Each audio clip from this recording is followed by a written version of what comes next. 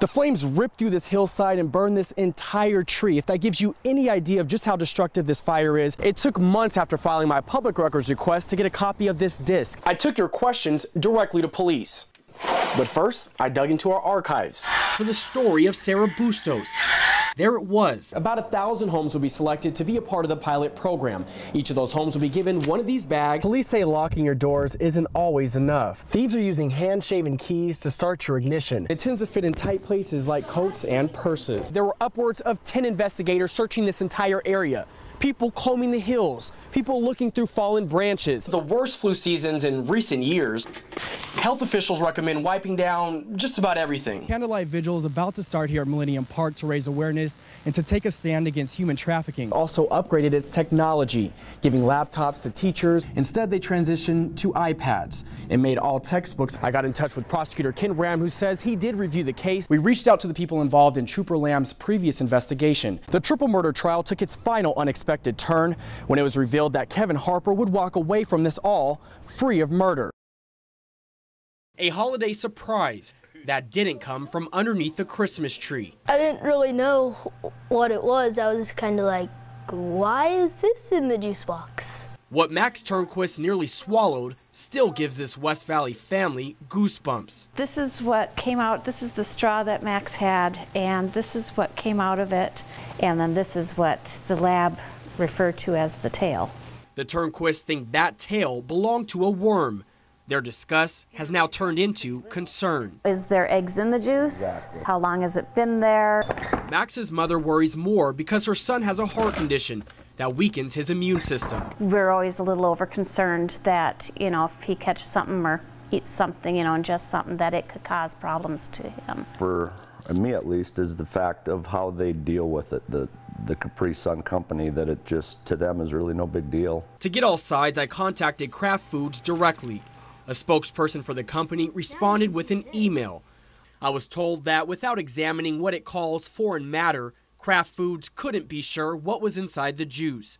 The company thinks it was mold, which might not be much better. You be the judge. Does this look like mold? We're not drinking any of these. Now the Turnquists are taking a second look at all of their food. Everything that we're eating lately, we keep looking and it's like, oh, what's in this? It just kind of opened a bigger jar of worms. To solve old murder cases, investigators often go back in time. We can resubmit items within the case to have that new type of testing applied to them. You called about an old murder investigation from the 1990s. A woman found dead in the Yakima River. I dug deep into our archives for the story of Sarah Bustos. There it was, footage of an unusual crime scene. Her body was found by a fisherman almost 14 years ago. There are some drag marks indicating she was dragged into the water, but as far as actually being killed here, we really don't know yet. Yakima police once thought they had Bustos' killer, but the lone suspect at the time was acquitted of her murder. After that, the case went cold. Now, it's warming up again with DNA evidence. We don't know where it's going to take us, but we certainly do know that there was more testing that was able to be completed. Forensics Crime Lab supervisor Kristen Drury says there are dozens of cold cases at YPD. The Bustos murder is one of several that's been reopened for more tests. It's important for the families to get closure and to have answers. I know for me, if it was my family member, I would want answers and I would want that closure. Closure and justice are the goals. Results of the DNA testing aren't back yet. Those answers will dictate the next step in this case. But that work gives cold cases like Bustos a chance to be solved. Michael Spears, Action News. It took months after filing my public records request to get a copy of this disc. On it, Trooper Lamb's 1,800-page criminal investigation centered around lies, sex, and misconduct on the job. Investigators say Travis Lamb had sex with a woman he arrested for driving drunk just 3 hours after booking her into jail. She told detectives Lamb showed up in his patrol car and in his work uniform. Was it determined that Trooper Lamb broke the law? The detectives indicated in their report that they felt he had violated the official misconduct statute. But how did it get to that point? I tracked down one of the people in the report who picked the woman up from jail and saw Lamb talking to her. They talked for probably a half hour. Internal documents indicate the woman claims her friend invited Lamb over to have a threesome. That didn't happen, but the woman states she had sex with Lamb, and that Lamb left her this note on her door the next day. We expect our troopers to maintain an appropriate arm's length relationship with those whom they come in contact professionally. Investigators determined Lamb went off duty minutes before arriving at the woman's house in uniform.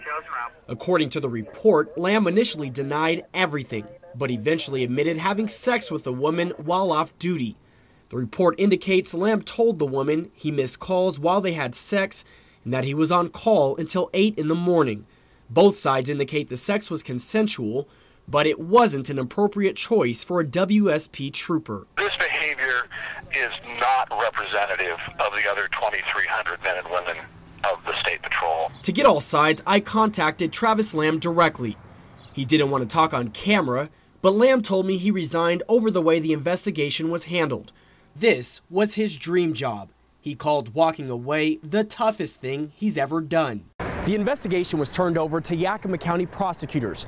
I got in touch with prosecutor Ken Ram, who says he did review the case, but no charges were filed. Lamb told investigators the woman acted out of jealousy after telling her he wasn't interested in a relationship.